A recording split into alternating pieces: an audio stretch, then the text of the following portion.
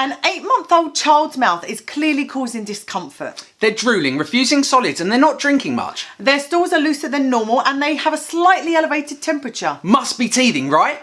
Wrong! Teething may not be causing your child any discomfort at all. The process of teething could be painless. Those symptoms could be that of another ailment. That ailment is thought to mostly affect children of teething age and is often misdiagnosed as teething. Fun Fact Friday, week 162. Teething may be painless.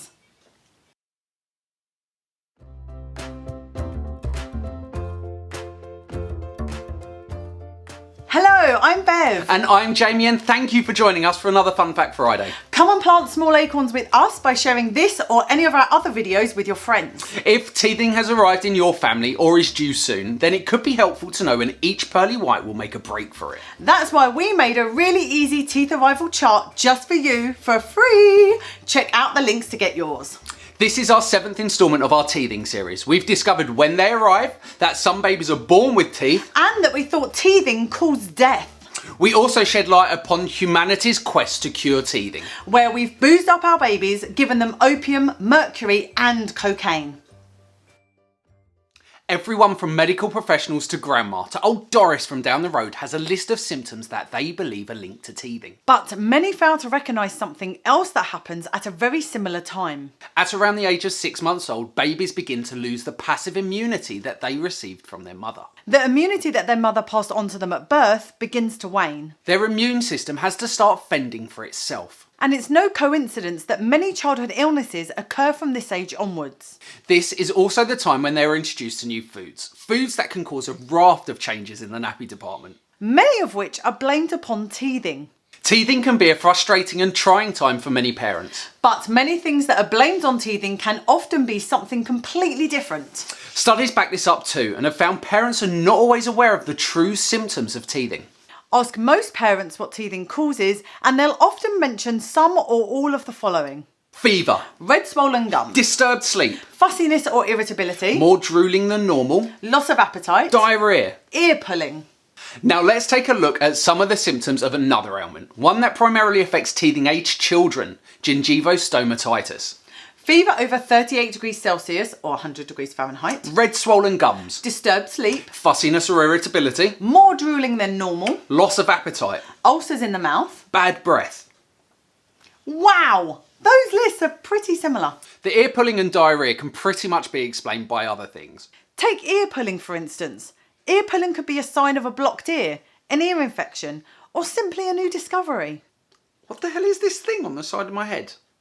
Diarrhea can easily be explained at the age at which this starts, 6 months. This is the time when most babies start solid foods. With an ever-evolving digestive system that's encountering new foods, is it any wonder that some of those foods will be too much? So what is gingivostomatitis? Gingivostomatitis is sometimes known as herpetic gingivostomatitis, herpetic stomatitis, or herpes gingivostomatitis. This is because about 90% of cases are caused by the herpes simplex virus type 1 or HSV1. It primarily occurs in children between the ages of 6 months and 5 years old, with a high prevalence before the age of 3. HSV1 is the cause of cold sores and is often the first exposure that a child has to the herpes virus. Herpetic gingivostomatitis is easily spread, and the best prevention is to avoid close contact with those infected. Guidance suggests that children shouldn't kiss or share food, drink, utensils or toys with an infected person. This causes quite a conundrum. The first thing is that toddlers will pretty much put anything in their mouths, without exception. Keeping things out can be a near full-time job in and of itself. Secondly, if you attribute all these symptoms to teething, you're unlikely to worry about your child spreading anything. You can't spread teething. So imagine you've gone to a toddler group. You know there will be many items that will see in nearly every child's mouth. Therefore, exposure to every child is likely. The scenarios in which transmission of this infection is possible are near endless, especially when many parents just think that their child is teething. Until now, we've left out the most common symptom. A symptom that is often cited by parents of teething children. Pain. Bonus fact! Contrary to popular belief, a tooth doesn't literally cut its way through the gum.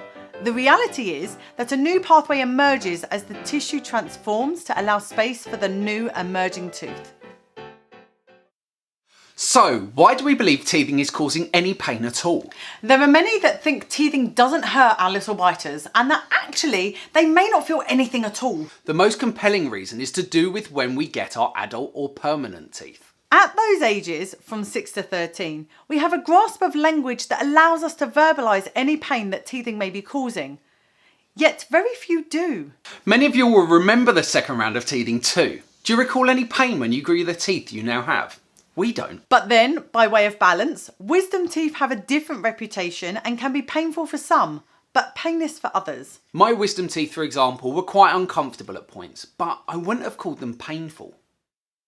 A very interesting study we found showed that the same child may be perceived as being more or less symptomatic, or even asymptomatic, meaning they have no symptoms, depending on which caregiver is observing them.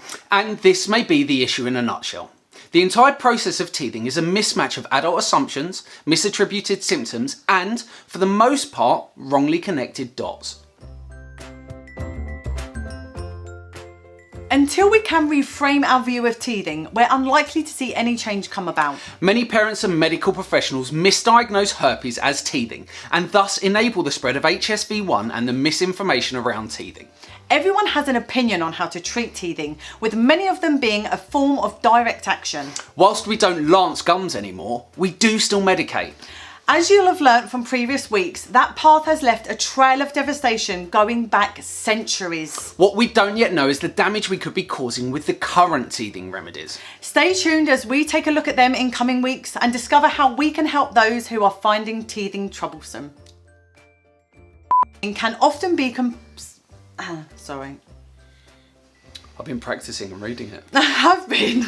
Doesn't look like it. Diarrhea, diarrhea, it comes at your bum like a bullet shot of a gun. Diarrhea, diarrhea. Gingivostomatitis, gingivostomatitis, gingivostomatitis. And actually singing it like that makes it really easy to remember. Okay. Gingivostomatitis. I believe I can fly. Oh! But you can't read an auto cue. Oh. I actually really hurt my ear then. Ow. I twisted it too hard. Ever-evolving digesters... I wasn't even ready. I was trying to get myself in and sorry. you're like doing that and I'm like over here going... What? You said don't waste any time, so don't waste any time, fool. You ready? I ain't no fool. Pretty much put anything in their mouths without exception. Okay. You thought it was funny. He has no idea what he's doing. No, he went...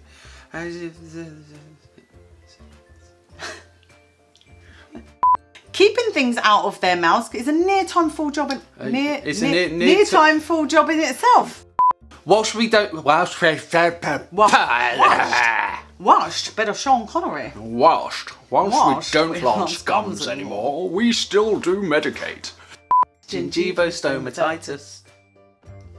Thank you for joining us for another Fun Fact Friday. Our mission is to transform the way our society approaches pregnancy, birth, babies and parenting, one small acorn at a time. But we can't do that without your help. So please like, comment and share to help the algorithm gods spread more small acorns. And if you are on YouTube, please subscribe and get alerts for a new fun fact every Friday. We'll see you next week.